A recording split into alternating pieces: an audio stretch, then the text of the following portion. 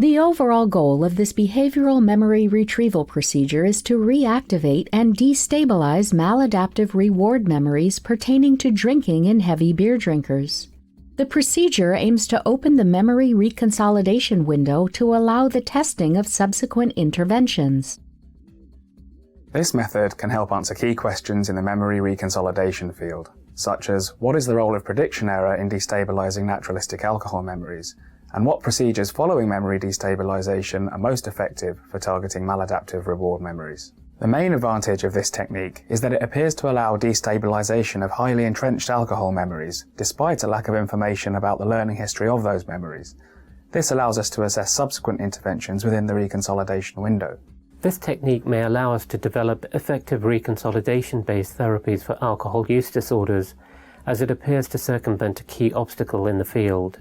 In particular, it allows us to destabilize an entrenched maladaptive memory without knowledge of the learning history.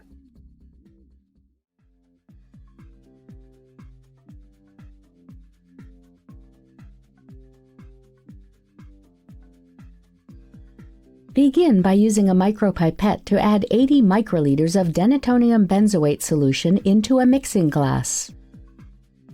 Use a graduated cylinder to carefully measure 120 milliliters of clean water into the mixing glass containing the denatonium benzoate solution.